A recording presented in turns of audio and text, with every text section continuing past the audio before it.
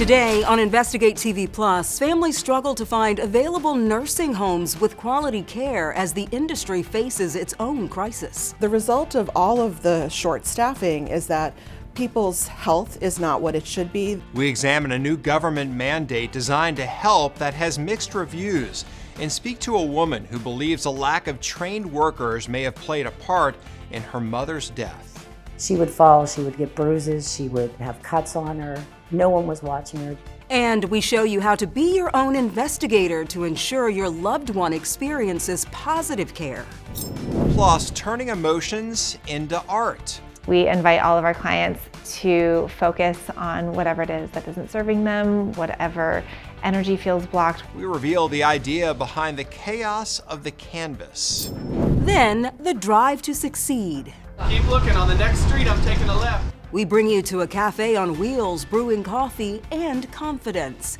In-depth stories that inform and inspire. You're watching Investigate TV Plus. Nursing homes are designed to provide specialized daily care for some of our most vulnerable family members. Everything from bathing to dressing to medication management. An estimated 1.2 million people receive care at U.S. nursing homes. But this essential part of our healthcare system faces a serious threat, a critical shortage of workers. I'm Tisha Powell. And I'm Lee Zurich. According to a recent report by the American Healthcare Association, more than 3/4 of facilities face staffing challenges, which prompted the government to implement the biggest change to federal nursing home regulations in 3 decades. Advocates say the new minimum staffing standards could significantly improve nursing home care and safety, but the move is not without controversy. The long-term care industry says facilities won't be able to meet what one group calls an impossible mandate. Coming up, we'll show you how to use a tool that could help keep you and your loved ones safe. But first, reporter Heather Graff has an in-depth look at a plan that aims to solve the shortage.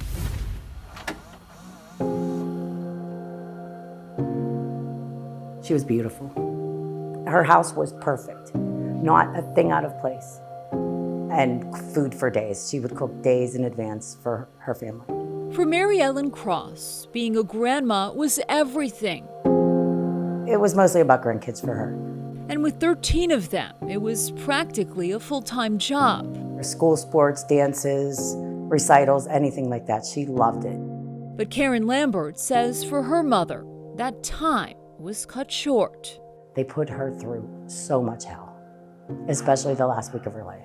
Mary Ellen was living at Mount Lebanon Rehabilitation and Wellness Center in Pennsylvania when she died in March 2022. She had been there less than a year, during which Karen says her mother fell dozens of times, sometimes requiring hospital treatment. She would fall, she would get bruises, she would have cuts on her. No one was watching her. Karen says transferring Mary Ellen from the Mount Lebanon facility wasn't an option, as no other nursing homes in the area had openings. How do you think the staffing levels impacted the quality of care there? Terrible. There was not enough help. She's now filed a lawsuit against the nursing home alleging negligence. If they would have had more help, if they would have done the things they were supposed to do, she would not have fallen as much, hitting her head. How many times can you hit your head? When we reached out, an attorney for Mount Lebanon declined to comment, but in a legal filing, the facility denied some of Lambert's allegations and didn't respond to others. The nursing home is now under new ownership. Even so, experts say this is a problem that stretches well beyond that facility alone. What are some of the ways that patients are impacted by challenges such as staffing shortages? It's a huge impact. Lori Smetanka is the executive director of Consumer Voice, a national nonprofit that advocates for the rights of long-term care residents. The result of all of the short staffing is that people's health is not what it should be. They're declining in terms of their ability to function, in terms of the outcomes that they have, and their quality of life is diminished. In an effort to fight that decline in care and quality of life for nursing home residents, the federal government has implemented the first ever nationwide staffing minimum for facilities participating in Medicare and Medicaid.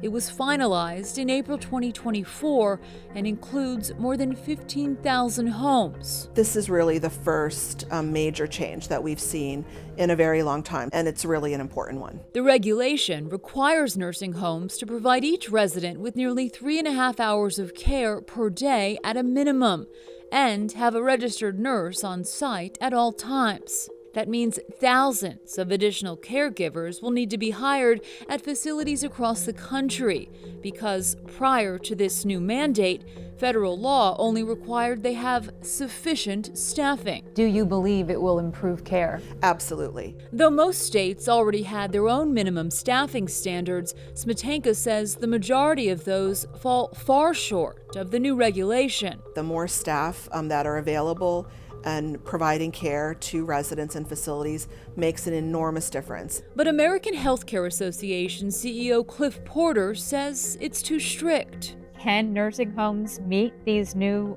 federal requirements for minimum staff levels? Yeah, unequivocally no. His organization, which represents thousands of long-term care facilities, reports that more than 700 nursing homes have closed since the start of the pandemic. Porter says the mandate could lead to even more. We don't have enough staff now. And if you make a requirement to hire more than what currently exists and no plan to help address supply, then I call that a recipe for failure. To help long-term care facilities achieve compliance, the final rule provides a staggered time frame that will take years to fully implement. It also offers exemptions based on workforce unavailability and other factors. Will that help ease the transition at all for facilities? Well, I mean, on the surface, it would appear that way, but the structural workforce shortage has existed for decades. So to think that we're going to automatically somehow resolve this structural deficit in 2 years is not a realistic expectation. Even so, Porter acknowledges the problem with staffing needs to be addressed. These are very vulnerable people and folks that need care, and there has to be a system that has accountability to ensure that providers and operators are doing that. Smetanka says there's a simple way to improve recruitment and secure the employees needed to care for hundreds of thousands of older Americans. They need to be paid more. They need better training and better supervision, and they need to be supported so that they also are not only being able to take care of themselves and their families, but then translate that into better care for the residents that they're responsible for. Back in Pennsylvania, Karen says she will continue to seek justice for her mother. She should be here with her grandchildren, with her great-grandchildren. And a better tomorrow for so many others like her.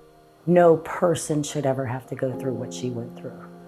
She did not die with dignity. While patient advocate groups like Consumer Voice call the new mandate an important first step, it's also faced legal pushback. In May 2024, the American Healthcare Association, along with the Texas Healthcare Association and several long-term care facilities, filed a lawsuit against the Centers for Medicare and Medicaid Services for exceeding their statutory authority. A few months later, a coalition of 20 states filed a similar suit saying the rule should be vacated, Iowa Attorney General Brenna Bird calling it an attack on senior care. As for non-compliance consequences, facilities that don't adhere to the mandate could face potential monetary penalties, payment denials, or provider agreement termination. But under the current system, Americans do not give nursing homes a vote of confidence. According to a 2023 Gallup poll, 7 in 10 Americans feel uncomfortable with living in a nursing home, with quality of care being the top reason. Still ahead, we want to give you the tools to bring peace of mind when it comes to searching for a nursing home. We'll show you how to be your own investigator to find a facility up to your standards. Plus, suiting up to paint for a purpose. We take you to a place where people create abstract art by blowing off some steam.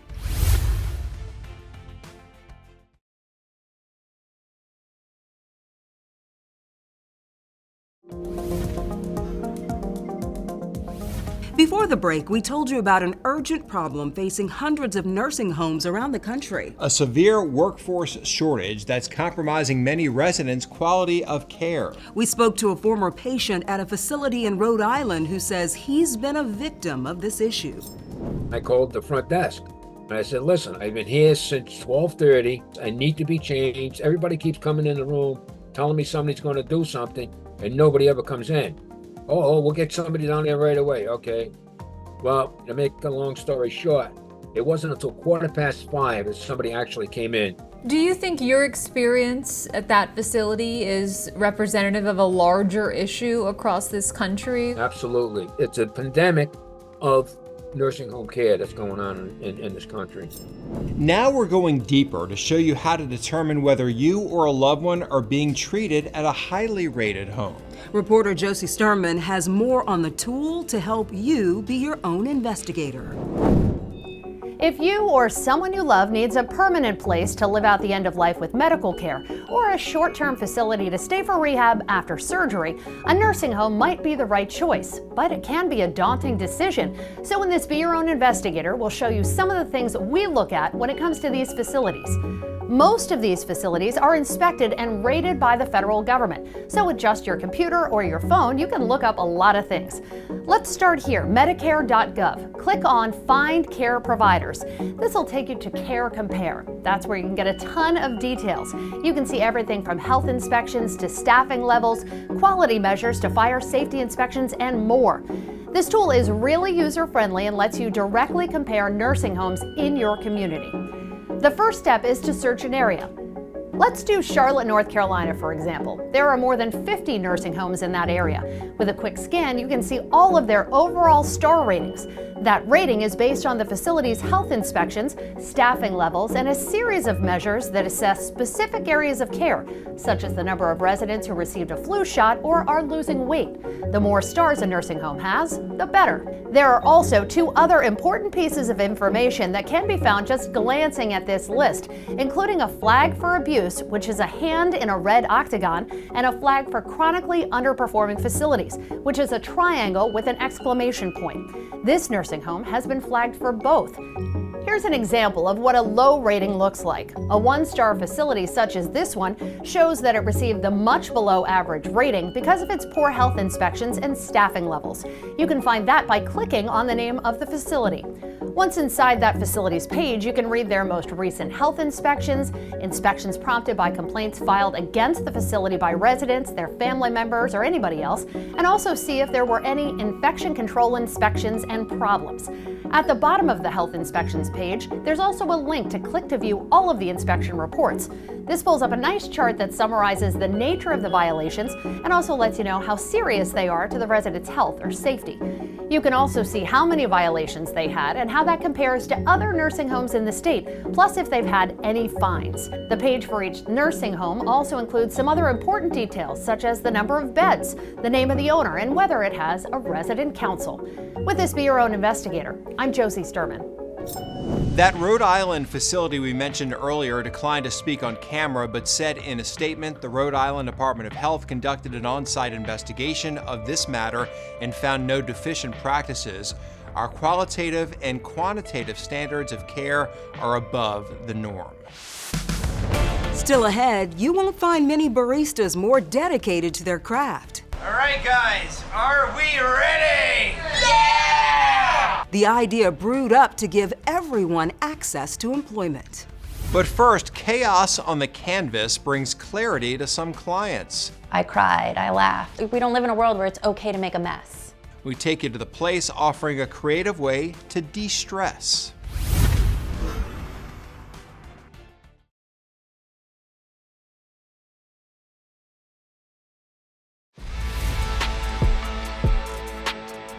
Smashing, hitting, and kicking things to blow off steam is all the rage. Rage rooms, also known as smash or anger rooms, are spaces where people can pay to vent their frustrations and destroy items.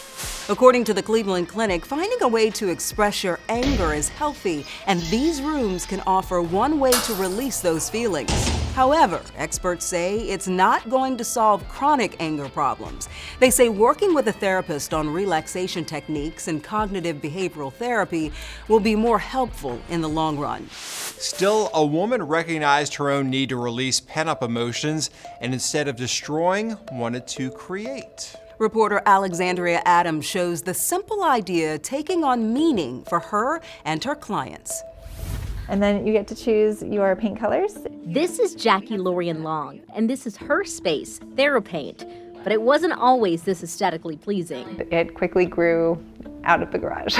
An idea Jackie says came to her in 2018. This idea was born from a series of traumatic events and needing a different kind of release. That release, throwing paint at a wall.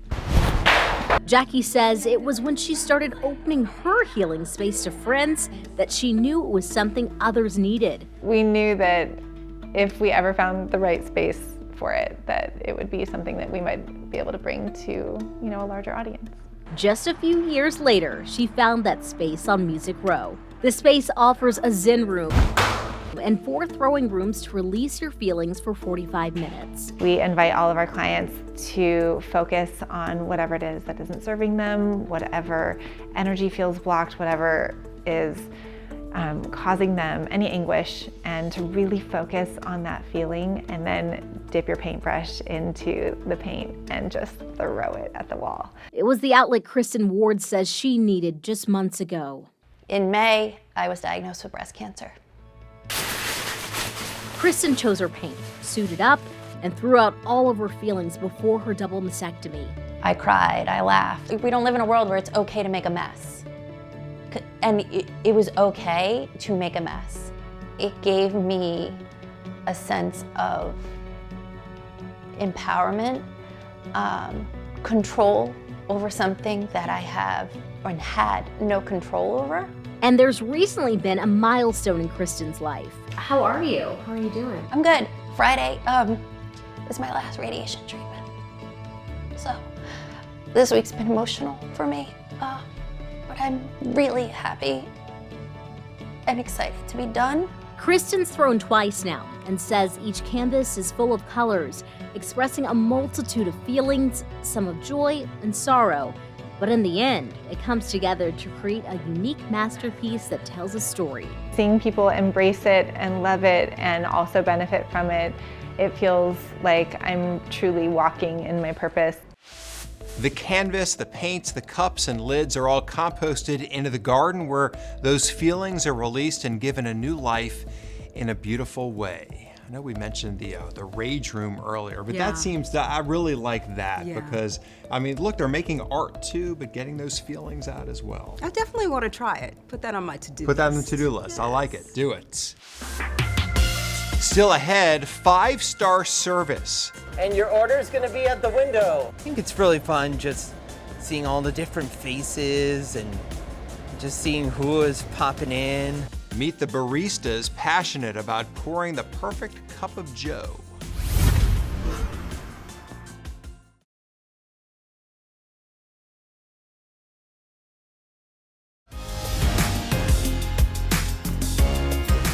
It's something many of us take for granted, our jobs. In order to work, many people with disabilities are forced to navigate barriers in the system and with their employer. Despite this, in 2023, more than 20% of people with a disability were employed, the highest on record. Today, we meet a group of baristas who not only excel at their jobs, they also love serving coffee with a smile. Yeah, reporter Lauren Korn shows us how they're roasting the grounds for change. They love the thrill of the grind. Not just crafting the perfect cup of coffee, but the job itself. Well, I'm the guy at the front register. Your total is $5.52. 27-year-old Danny Walsh services with a smile. And your order's gonna be at the window. Ringing up customized drinks and tallying the total. I think it's really fun just seeing all the different faces and just seeing who is popping in. All right, guys, are we ready? Danny is one of 9 interns working for Bean Dreaming, a mobile coffee truck that blends caffeine and capability. Having a business run by a bunch of people with a bunch of people on the autism spectrum. I'm one of those people, believe it or not. And it's pretty fun getting to see all that because it makes us feel seen. We want to try to average our drinks in 2 minutes. This hands-on initiative stems from SOS Care, a nonprofit that provides services for children and adults with autism and other intellectual disabilities. We make coffee and we're learning about part of life skills, so we can, when we get out of SOS Care, we have life skills to train on for barista. Let me get a straw for you, ma'am. 19-year-old Quentin Gentleman and 22-year-old Anthony Andrea are the ones behind the mug magic. We fill it up all the way to the very, very, very tip. Making espressos to iced coffees. Kind of learn about coffee, like teamwork stuff, that kind of stuff. I like doing these stuff, like making coffee, selling coffee.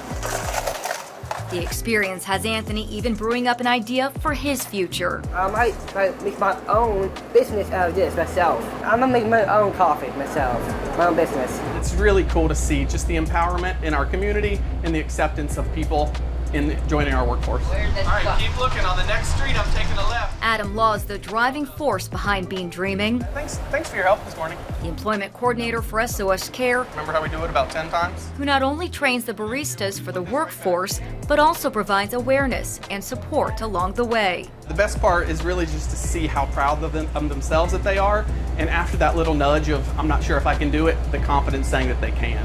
To see the customers watching them work, and really just handling stress and handling everyday issues just like everybody else. It's just so incredible to watch. A well-roasted machine that's ready to take on the world, one pour at a time. It's gonna help me live a long time and do career, actual stuff in the real world. To every one of my friends and family, hi, I'm on television. Finally made it. Keep being dreaming for the pot of Joe. And that's it for us on Investigate TV Plus. I'm Lee Zurich. And I'm Tisha Powell. Thanks for watching.